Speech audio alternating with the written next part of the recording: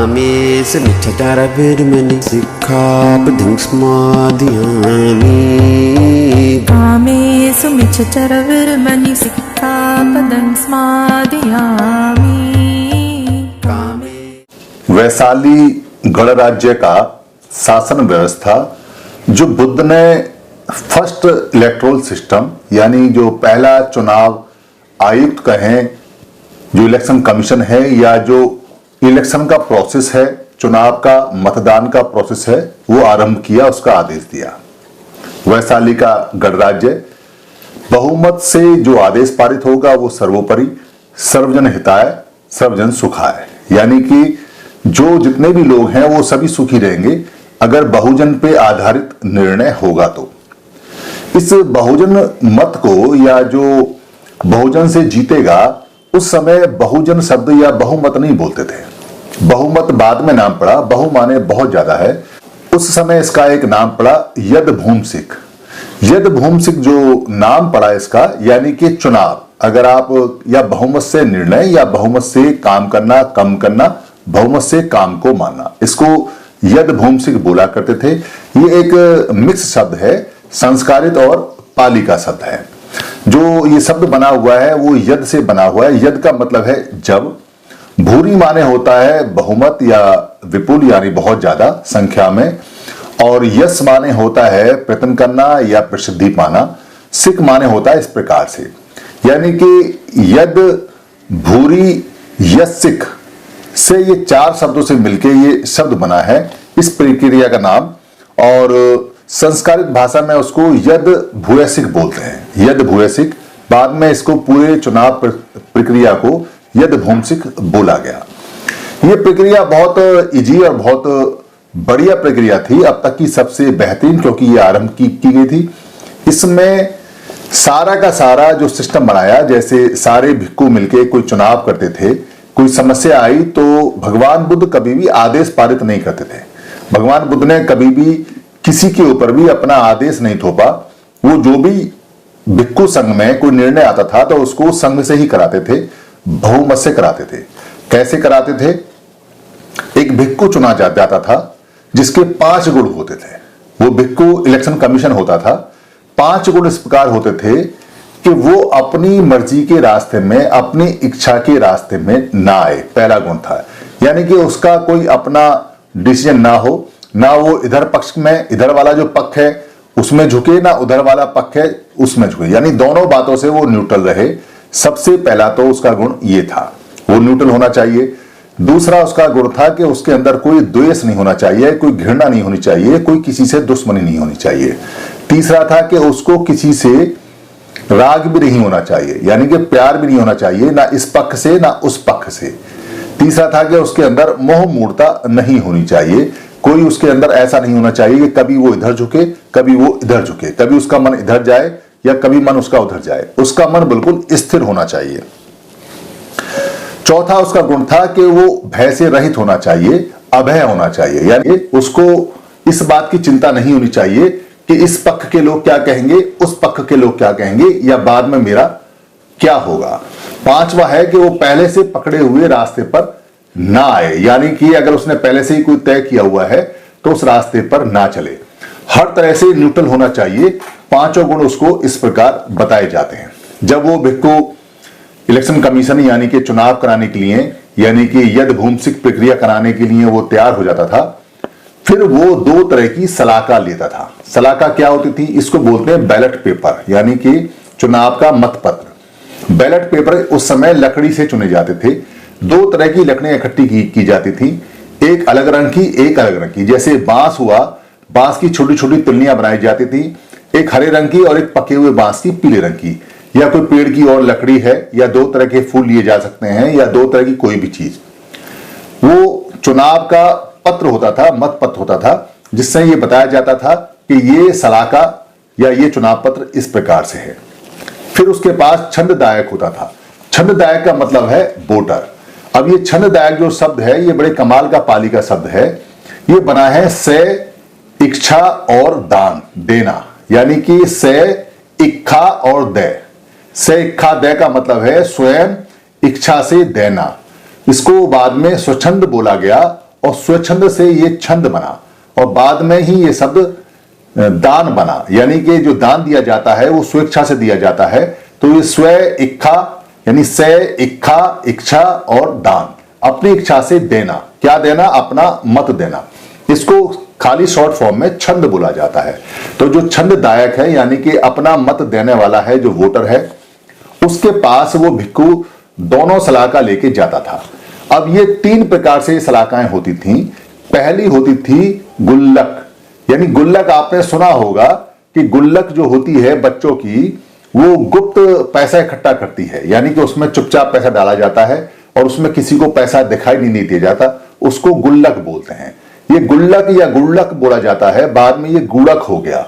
गुल्लक से शब्द बना हुआ है, गुड़क हो गया संस्कृत भाषा में। तो गुल्लक वाला जो मत है वो कैसे पड़ता था? भिक्खु दोनों सलाका यानी दोनों वोट लेके जाता था हर एक भिक्खु के पास और कहता था ये वाले रंग की इस पक्ष की है और ये वाले इस पक्ष की है, जो चाहे वो इनमें से उठा लो, पर किसी को दिखाना मत, किसी को बताना मत। इस प्रकार इसको मत की प्रक्रिया को बोलते थे गुल्लक, यानी गुल्लक की तरह मत को देना, या इसको बोलते थे गुल्लक सलाका ग्रह, यानी कि गुल्लक सलाका ग्रहण। इस प्रकार इसको गुल्लक सलाका ग्रहण बोला जाता था। दूसरे प्रकार का जो मत होता था वो होता था से कर्ण सलाका ग्रह, यानी कि से कर्ण सलाका ग्रहण। से कर्ण का मतलब है, कर्ण माने जो होता है वो कान होता है, यानी कि कान के साथ में सलाका यानी वोट जो मतपत्र है वो देना, ग्रहण करना। कैसे करता था? भिक्खु सभी के पास जाता था और वो भिक्खु कान में कहता था। से कर्ण का मतलब है कान में कहता था, ये वाली जो सलाका है, ये वाला जो मतपत्र है, ये इस व्यक्ति का है, इस पक्ष का है, और ये वाला इस पक्ष का है, जो चाहे वो ले लो, किसी को दिखाना मत। और तीसरे प्रकार का जो होता था वो होता था विवर्तक सलाका ग्रह। विवर्तक का मतलब है विवर्त, विवर्त का मतलब है विवेक से लेना। सलाका यानी वोट और ग्रहण करना। वो ओपन होती थी, जिसको जो सलाका जो मत लेना है वो वहां से उठा लेता था अपने विवेक से, उसमें भिक्खु कहीं नहीं चाहता था। इस प्रकार 3 तरह से वहां चुनाव हुआ। ये जो वैशाली के अंदर 7 प्रकार के झगड़े निपटाए जाते थे, यानी टोटल 7 प्रकार की प्रक्रिया पूरे भगवान बुद्ध ने डेवलप की। उनमें से ये एक प्रकार की प्रक्रिया है जो किसी अधिकरण, किसी मुकदमे, किसी डिस्प्यूट को खत्म करने के लिए होती थी। ये बहुमत पे आधारित होती थी और जिसके पक्ष में बहुमत जाता था उसको ये मान्य होती थी, उसको माननी ही पड़ती थी, वो इसको नकार नहीं सकता, क्योंकि ये फैसला बहुमत से होता था। इसको यद भूमसिक बोलते थे, या इसको बोला जाता था यद भूयसिक, यानी बहुमत के आधार पे कम करना। ये सबसे पहले इलेक्शन कमीशन रहे हैं। इलेक्शन कमीशन की जो 5 बातें हैं वो आज भी बहुत ही ज्यादा इंपॉर्टेंट है। इलेक्शन कमीशन को हमेशा ही, चुनाव कराने वाले को हमेशा ही बिल्कुल निष्पक्ष होना चाहिए। पंच परमेश्वर की कहानी आपने सुनी होगी मुंशी प्रेमचंद की, वो भी इसी पर आधारित है। दुनिया में जितनी भी न्याय व्यवस्था है वो सभी इसी के ऊपर आधारित है कि न्याय करने वाला हमेशा निष्पक्ष होना चाहिए। अगर न्याय करने वाला निष्पक्ष नहीं होगा और वो प्रिजुडिस माइंड होगा, पहले से ही किसी की तरफ झुका हुआ होगा, तो उसकी आने वाली संतानें पूरी जीवन भर परेशान रहेंगी, क्योंकि ये बहुत बड़ा पाप कर्म बताया गया है। ये उसको कभी शांत नहीं रहने देगा, उसका मन हमेशा से अशांत रहेगा, हमेशा से उसका मन परेशान रहेगा, उसका पूरा परिवार, आसपास का क्षेत्र, लोग हमेशा उस पर उंगली उठाते रहेंगे। उसका खुद मन उसको बताता रहेगा कि उसने चुनाव कराते समय, चुनाव के समय, इलेक्शन के समय कितना पक्षपात किया। वो चुनाव का अधिकारी नहीं था, वो एक सज्जन पुरुष नहीं था, वो चुनाव की कराने के लायक नहीं था। धन्यवाद। टीम 22 पर सभी वीडियो बुक कॉपीराइट फ्री है। आप अपने पोर्टल पर, अपने यूट्यूब पर, अपने फेसबुक पर या किसी भी जो भी ऐप है उस पर आप यहां से डाउनलोड कर टीम 22 से या फेसबुक से या मेरे पेज से कहीं से भी कोई भी वीडियो ले सकते हैं, उसको डाउनलोड कर सकते हैं। उसमें अपने नाम का कुछ भी ऐड कर सकते हैं या अपनी कमेंट्री कर सकते हैं। उस वीडियो का कोई भी पार्ट आप ले सकते हैं, उसका प्रिंट मटेरियल भी बना सकते हैं, उसको किसी भी भाषा में आप बदल सकते हैं, उसका ऑडियो चेंज कर सकते हैं, उसका वीडियो ले सकते हैं। आप जैसे भी चाहें टीम 22 की किसी भी वीडियो का या सारी वीडियो का इस्तेमाल कर सकते हैं। ये हमेशा कॉपीराइट फ्री थी और हमेशा कॉपीराइट फ्री रहेंगी। हमारा सिर्फ इतना काम होता है कि महापुरुषों की जो बातें हैं उन बातों को हम सरल भाषा में, आम भाषा में आप तक पहुंचा देते हैं। अब आगे आपका काम है कि आप अपनी भाषा में बदल के या ऐसा का ऐसा शेयर करके या इसको आगे भेजकर या इसका लिंक भेजकर या इसमें से कोई भाषा बदलकर या इसको प्रिंट कर कर या इसको लोड कर कर या डाउनलोड कर कर या इसको टीवी में बच्चों को दिखाकर या किसी को गिफ्ट कर कर, जैसे भी चाहे वैसे इसको आगे पहुंचाएं। धम्म की सेवा सबसे बड़ी सेवा है, क्योंकि धम्म दान, धम्म को देना सभी देने में, यानी जितना भी हम किसी को देते हैं, दान देते हैं, उनमें सबसे बड़ा माना जाता है। अगर आपको लगता है किसी वीडियो में कोई परेशानी है तो आप हमें लिख के भेज दीजिए, हम दूसरा वीडियो बनाकर आपको भेज देंगे।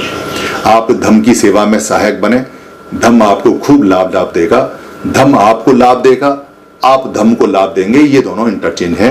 यही धम्म की प्राकृतिक नियम है। धन्यवाद।